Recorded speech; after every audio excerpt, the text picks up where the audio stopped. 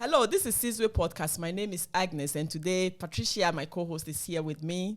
And we are privileged to have in our midst a very honorable guest. Wait until you hear about her. Patricia.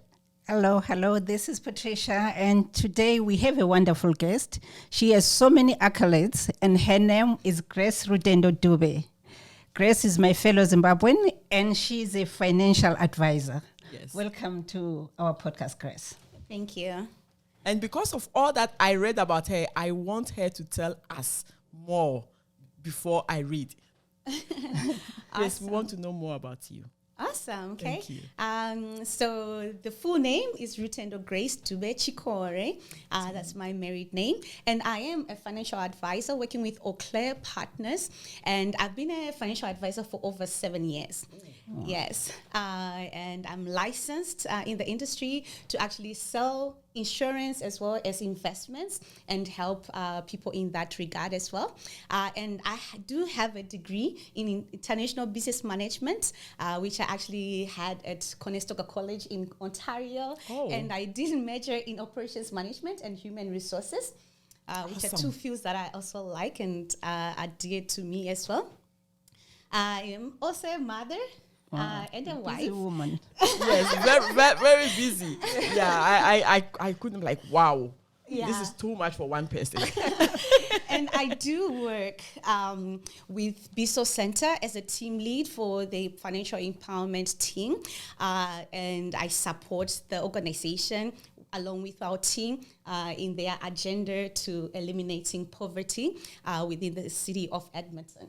Thank you, Grace. So I think you are at home. Like, you work with BISO Center. You are so passionate about helping new immigrants to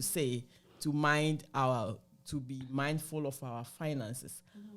How can we benefit from your experience? What are some of the areas that you are so passionate about when we talk about finances? Okay. I'm really so passionate about people having their own each financial plan, right? And building it from whatever level that they're at, because I understand that people have different backgrounds and are coming from different places, especially when you talk about immigrants coming in. Yes. And all, right? Some have little to no education around financial planning. Mm-hmm. And one of the things that I really would love to see is them getting that education up front about finances in general, yes. Right? So that would be a great starting point, and that will help them getting to sit down to make their own financial plan, which may include financial goals. Okay. You know? So you are looking at, okay, where do I want to go?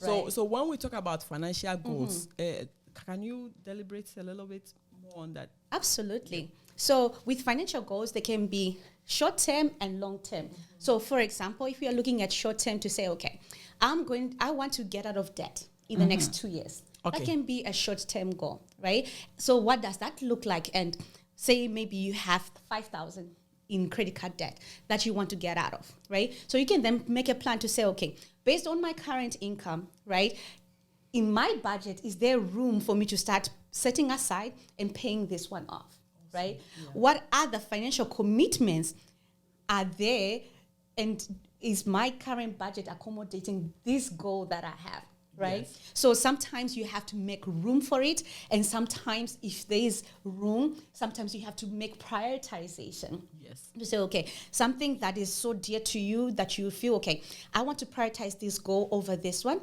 then for example, in this case, if you getting out of debt or paying off that credit card within the 2 years, it will then be top of your list, right? Awesome. So you make sure that you pay it off.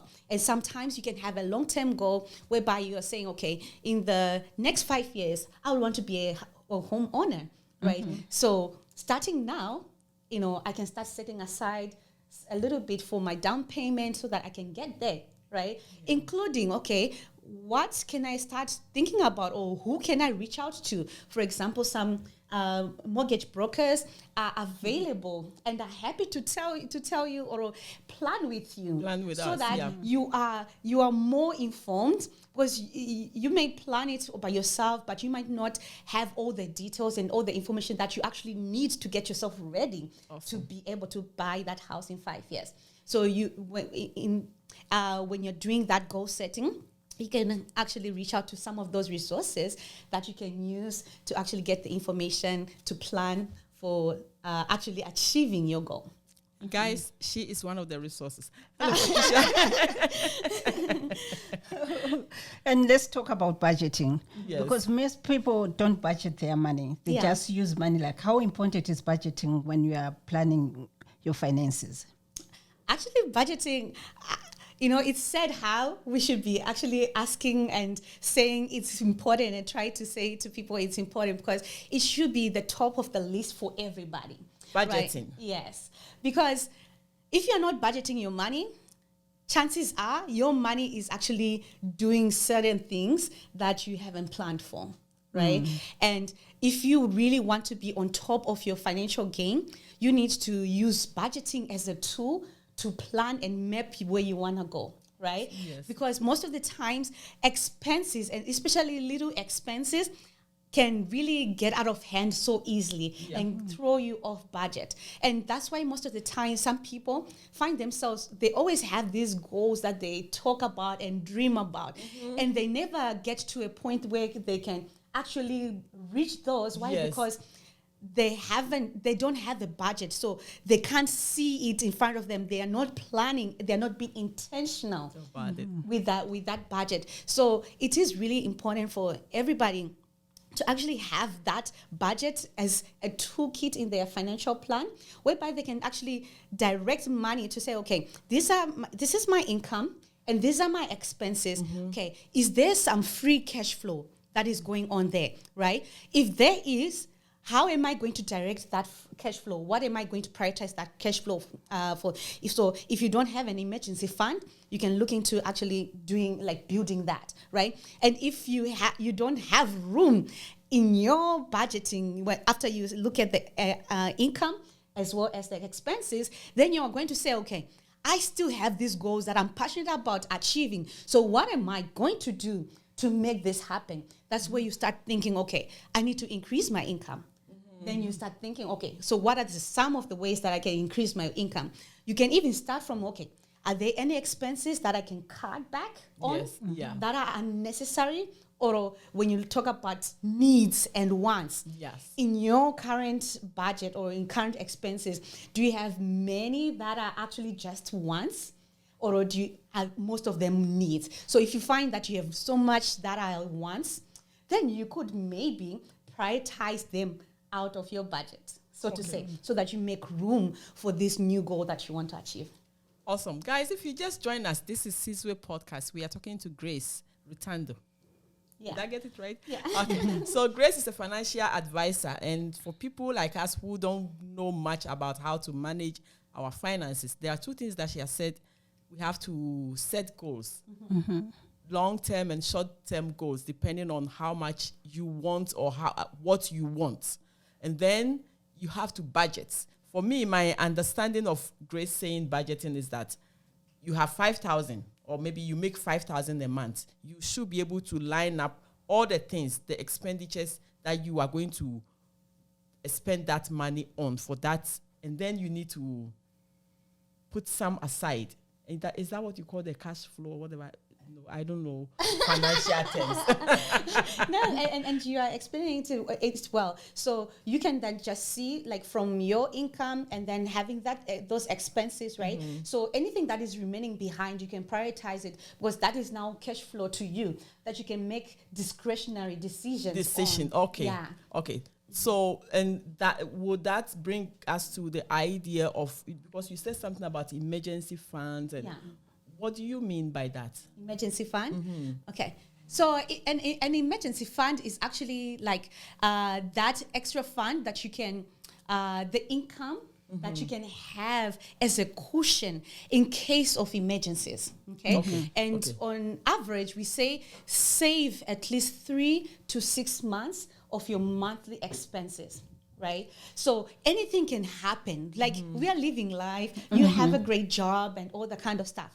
And life happens to Life us happens, and to yes. anyone, right? You can get sick and are not able to work for a certain period of time. Or maybe it's not just you, maybe your child Yes. gets sick and you have to take care of them. So you're not off work, especially like if your income is also always dependent, and maybe for those people that are living paycheck to paycheck. So they really can't afford missing 1 hour of work or anything like that, Yes. right? Yeah. So in such a situation, when you build an emergency fund, you get to find that you give yourself a buffer, right? And actually gives you some confidence in your financial plan to say, if something is to happen, you're not going to destroy all. Yeah. You're not going to destroy all other financial plans that you have in place, trying to rectify this situation that has happened, right? So even like an emergency with your car, right? If you have an emergency fund, right, and you have the money available, right? If your car breaks down, right, what you're going to do? You're just going to take some of it from that one, from right? the emergency fund to fix. Yeah. And now when you don't have an emergency fund, where is that money coming from? You're living paycheck to paycheck. All your money is already tied up in bills and all that kind of stuff, Yes. right? So where is that money coming from? From a credit card? Yes. And then you get yourself into debt? Yes. And it's another discussion. And another cycle. Yeah. So having an emergency fund will actually help you and empower you in such situations. So that, but some people will end up having to say, okay, even their children who were doing extracurricular activities, now I can't afford it because we have to prioritize this, fixing this kind of deal, right? But if you want to enjoy your lifestyle as is and all that kind of stuff, it's not always perfect, right? But at least it gives you that cushion, right? And if you want to be more aggressive around that, don't just limit yourself to that six months, right? You go 1 year worth of expenses. If you can afford it and you've built yourself to that level, why not? Because that gives you so much freedom to be able to do other things, and then you can then start looking into investments, planning for retirement, saving for your children's education and all that things. And if something happens, you lose your job, you're not panicking at all. Yes. You have enough set aside to take care of the expenses whilst you find Once the you're next still job. finding the next job. Yeah. Yeah, Patricia. And then you have saved. How about, let's talk about retirement. At what age should we start thinking of retirement or saving for retirement? Okay. Is there a certain age or? That's a good question. I can just say the earlier the better. And by the way, okay, this is not specific advice to your own situation. Everybody has a unique situation, financial situation, Yes, yeah. point in time they are at right now. So if you need further advice to your specific unique situation, make sure you're talking to your financial advisor. Make sure you are talking to Grace. Yes. Guys, if you just join us, this is Sizwe Podcast, and we have Grace Rutendo here today. She's passionate about finances and financial education. So Patricia just brought the question, at what age or at what point should we start thinking about our retirement savings? And I need the answer. Personally. So what I can say is there's no magic number that you can say this number, but the earlier the better. And why I say the earlier the better is that most of the times, especially when you invest the money into investments that are going to get you a decent rate of return, that will give you time for that amount of money to start compounding, right? And then there's power in compound interest, right? Grace, that can be a topic of another. Can I take you back a little? You said, can you invest, if you invest the money, where, like somebody like me, where do we start? Yeah. Okay. How are we going to invest that money? I have budgets. I have set goals that I am going to plan for my retirement. Now I have saved enough money for my emergency fund, and there's still surplus. Is that the time I have to invest, and where? Yeah. What are some of the sources that we need to invest in as our planning towards retirement? Okay. So this is something that we as financial advisors can help you with.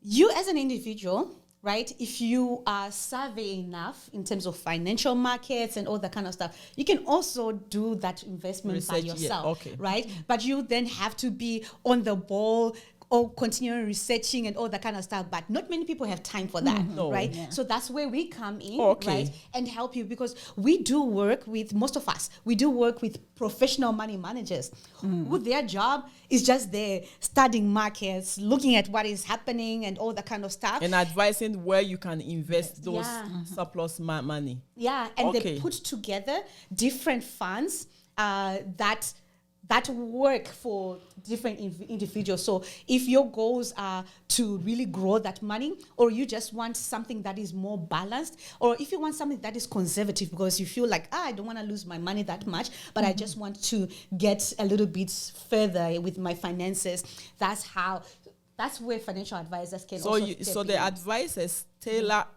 these things depending on the individual. So guys, we cannot have all size fit all here today. Grace is available, and I think her information is going to be under this video. And if you want specific financial advisor as to where you can invest your money, she will get that tailored for you, custom made. Absolutely. Yes. And I'll add a little bit in that is like what's important when you are doing investment, especially for the long run, right? You want to make sure that whatever return that you're getting, at least it's, performing at least past the inflation rate. And how do a lay person like me know these things that you are talking about? That's where we That's come why in. That's why it's important to have a financial advisor. Yeah, Yes, because awesome. like you could educate yourself with these things. Like in this day and age, right? There's so much information out there. Bank websites have so many blogs and information, education materials. Do I even read that? Exactly. I just go in there and do my online banking. Even the government of Canada, right, has got wealth of information on their website, whether it's for bankruptcy, credit, savings, budgeting, and all that stuff. They have so many tools, but the average Canadian doesn't really have time to really concern themselves around that. Yeah. They have enough concerns for themselves, so that's where we come in. Because we are already concentrating and focusing on that, right? So we can help you in that regard, so that we can take care of that, and you can take care of all other things that you're passionate about. Yeah, so that would be really important, answering your question, to start way ahead. So even as young as 21 years old, you can even start planning, even 18 years old, Yes. once you have an account, start setting it aside, right?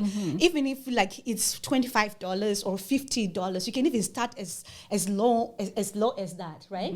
But when you are now 55 and all the kind of, Now you're under pressure. Yeah, you're towards retirement, right? It's now late for you to say, I'm now going to put $50. I'm now starting to put just $50 towards it, because if you calculate $50 in the next 10 years, what you're setting aside, it's not enough for you to then be able to retire freely for that, right? You will have to boost it up. We are talking about $2,000, $3,000 that you now have to be setting aside on a monthly based on your financial goals. Yes, And the kind of lifestyle that you are looking at, you have to take that realistic check, right? You can't just say $50 is going to make a cut. No, it won't. And why we always talk about having that extra saving or investment on your side for your retirement is, but we are so blessed here in Canada. We do have old age security and CPP, The CPP, funds, and the TSFA is right. The TSFA. no, those are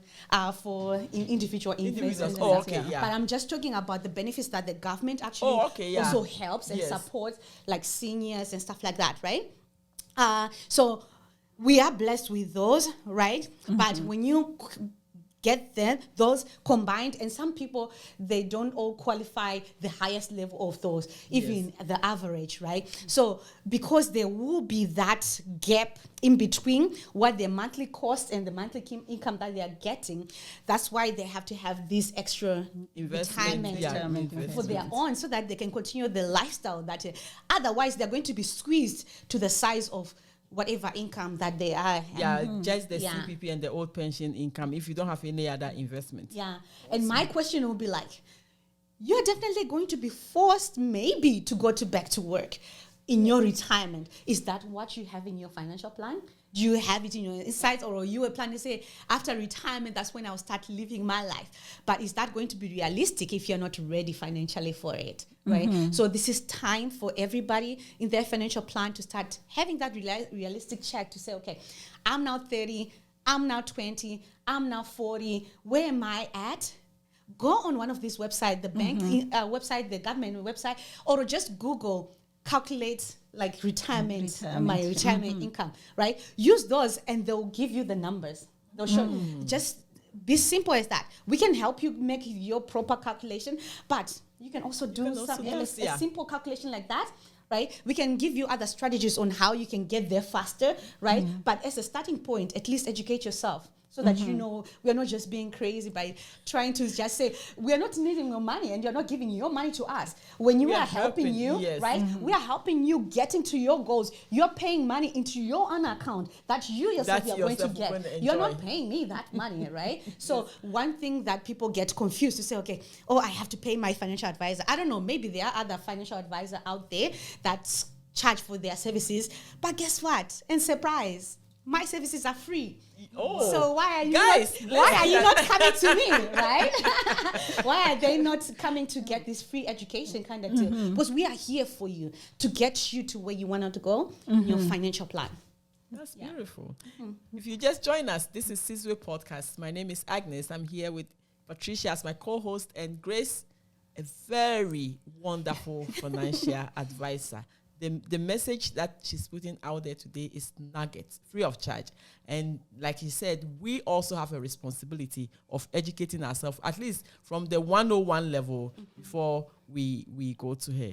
Patricia, I want us to touch a little bit about insurance, because I think I saw it in Grace's profile that she deals with insurance. She does insurance, and then kids' education, how to save life towards insurance. life insurance.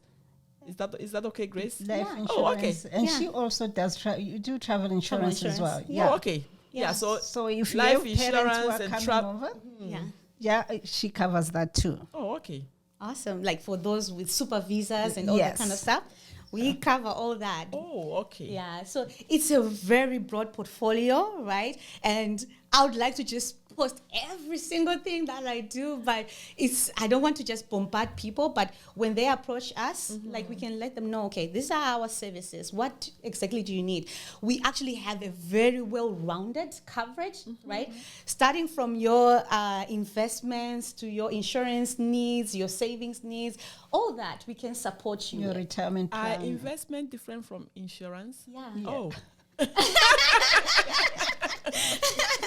So investment, this is like money that you're putting to grow for yourself. Yeah, that is the investment. Yeah, and then insurance, that is like more of income protection kind of deal, or like the family same one protection. we buy on our cars, on our homes. Yes, you buy insurance on your home, you buy insurance on your car. You also have to buy insurance on your person, right? Especially for everybody who has a family.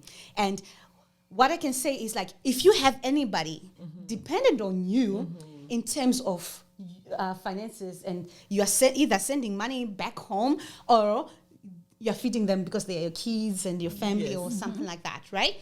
You need life insurance because for the reason to say, and I can just simply ask here, okay, if something is to happen to you today, you are just stepping out. God forbid it happens, right? But someone who is just drunk just hits you and you die on the spot, right? Yes. Everyone who is dependent on you financially has been affected. Yes. And what is going to happen? And especially like if you are a big, like for all church people and for pastors, listen to this, okay? If those big givers in church, right? If it's that one individual and they pass away just like that, then you might close your doors because you're a big funder. Yes. I'm just kidding. God always provides for his church. Your philanthropy is gone. So yeah, and then for us as Africans and immigrants, we have large families depending on us, even if it's not our immediate nuclear family. We have extended family. So like you said, if something happens to me today, what's going to happen to those who are dependent on us. Yeah. And that is why we need a life insurance. Life insurance, yeah. Okay. So this is coverage that when you have it, right, it's paid up in the event that you die.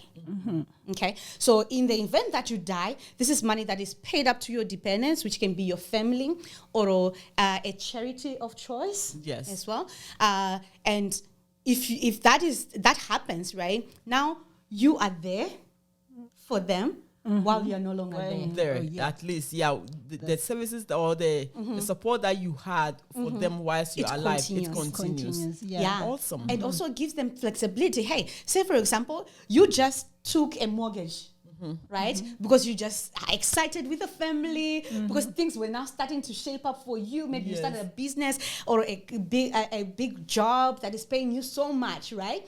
And now you have a new house, just freshly, and maybe you have a $800,000 mortgage, right? And you are the one who's responsible to pay that, right? And now that you're gone, guess what? Your other partner, maybe they were maybe staying home, just taking care of family. They're not working, right? So what is going to happen to them, right? Life is going to change if yes, okay, absolutely. okay, Life is going to change, because if you don't have coverage, maybe you may have mortgage insurance, which may be able to pay out, but there may be some things to consider around that. This is not a time, and we can have that discussion at that time. Sure. And guys, if you have more questions for Grace, send it when you watch this video. That will make us bring her back to answer those questions, because this is $1,000 questions that we cannot exhaust all of it in one sitting, for sure. So looking at that, to say, okay, maybe you just had a new mortgage, and maybe you don't have coverage for it, right? Guess what? Your family is going to lose that house. Yes. Right? Because they won't be able to keep up with the mortgage payments, right? So, like the loved ones, now you had teased them with this good life, and all of a sudden that it's cut short. That carpet is just pulled under their and you are not there to see your family suffer. So this is us being diligent and standing for our families to say, I'm gonna make sure that I'm here while I'm no longer here, and making sure that my life, my everyone who is dependent on my income is covered. Still assured. With my insurance. So this is paid after you die, right? There are other policies that you can take as coverage, because this is now strategies and tools of protecting your income. Right? So you are protecting your income with life insurance in case you die, right? So that you can still be able to provide for your family, and maybe they may be able to pay off that mortgage and actually maybe pay for the children's education and all that kind of stuff, and pay off all the debt as well. And people forget, every one of us, when we pass away, we all have final expenses and taxes that we owe to the government, right? So even a little bit that you have for life insurance can help support your family to pay off those final expenses, right? Wow. But you also then just have to consider to say, okay, if my family, right, is still dependent on me and I'm not there, right? Or let's now just move from like the life insurance, right? When you are still alive, right? Certain things can happen to you. You can get injured or that is what I wanted. You know, when you started, when you say when you are dying, I'm like, okay, I need something that whilst I am alive, I can also enjoy from it, because you know I am an African. Insurance is not my thing. And then when you talk about when I die, just even complete them, okay, I'm not going there. So give me something that when I am still alive, I can also benefit from it before I die. I like that part of the soup. Okay, like even life insurance itself, there are many different types that you can leverage, right? Based on what your plan is and what your financial goals are. Because whole life insurance and maybe UL, universal life insurance, can also give you room at a later time if nothing has happened to you, right? To be able to borrow some money from it like you that. can use from different things. I like that. So that's Patricia. another thing, right? But in the event that you get in an accident and you are injured, or there's a disability that you experience and you're not able to work for a certain time, or you have a critical illness, right? There's also insurance for that. So there's critical illness insurance. Okay, So if you are diagnosed with cancer, heart attack, things like that. That you cannot go to work again and you have exhausted your emergency fund. Yeah. There's support. There's a lump sum of money with critical illness that you'll be given. So if you have a critical illness plan of maybe 250,000, right? So that lump sum is just given to you. And you can if you there's a waiting period about 30 days, right? So if you survive that, right, it's given to you. You decide how you want to use it. Yep. So if they give you a timeline to say, hey, you're going to pass away in the next 6 months, you decide, okay, I want to pay my debts first, right? So that when I leave, my family is okay, right? Yes. And then, okay, I want to take my whole family for a trip somewhere where we always wanted to go, yes, right? Or I want to bring my parents from back home for them to be by my side during this time, during this right? time. Or someone special to you, and you have discretion on how you want to use those funds, but it has to be there. You have to invest. on Yes, it. you have invested before. Yeah, and the same way for disability insurance, right? If something happens to you, you get injured, you get disabled, and you're not able to work for a certain time, right? Sometimes some people will say, oh, I have it with my work and all that kind of stuff, right? Or they'll think about WCB, right? Yes. Well, WCB, it has to be an injury or an accident whilst On doing the job. on the job and Yes. doing the work that you were supposed to have been doing. Otherwise, there may be certain implications around Yes. that, right? So having your own coverage will go a long way to ensure that there's continuity of that income coming into your pocket, and you don't have to stop living life. Because guess what? What's more important is bills always come. Oh yeah, definitely. That one doesn't. They won't feel sorry for you that, you're sick. So your you phone got bill. injured. Yeah. So your phone bill, your mortgage bill, Your your electricity, utilities yes, and stuff like that. It won't. They won't feel sorry for you for that. No. So having these are strategies that you put in your back pocket. And I would dare say, do the math. Or talk to me or another financial advisor that you trust. Do the math together, And right? see how much What you get. are saying, it's so expensive, do the math. Because if you really calculate it to say, okay, if you're going to pay into that plan, say a critical illness for 2 years, right? Maybe you've spent about, let's just say you've spent about 2,400, let's say, right? In that plan, and something happens, and that critical illness plan has a 250,000. Yes. Right. You have spent 2,400, right, and you are going to be paid out about 250,000 because that was what was in your plan, right? So 2,400, and now you're getting 250. If nothing happens, hey, you've been healthy all the while. Celebrate and great. And with critical illness, there's an option to say after 15 years, 20 years, depending on which company that you end up going with, they can say if nothing happens, all your premiums, if you set it up right from the front, all the premiums that you have actually paid to your policy, you can actually get all of them really? back. I need that. Yeah, I need that. You better tell me that organization, because it's like I always say that, okay, you pay money for insurance, pay money for Yes, insurance, and you never get nothing anything happens back. to Yeah. you. That money go in the drain. But I like what you're saying. Yeah, it's all about educating yourself with actually, or maybe getting to know someone who has this knowledge and sharing and some of where, the where strategies to buy that those you put insurance. in your toolkit, right? It must be seemingly expensive, right, up front, but when you look at it in the long run, Yes. these are strategies that will just change, like you're bulletproofing yourself, so to say. Awesome. Yeah. And you Awesome. have peace of mind. Oh yeah, absolutely. Who doesn't want a peace of mind? Yeah. number. all do, yeah. Right? Yeah, absolutely. Yeah.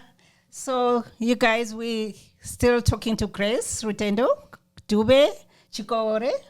Thank you very much, Grace. We still need you to come and talk about credit cards. Credit Okay. card, As children immigrants, education. we come here, we get credit cards, and we don't know how much interest we are paying. Okay.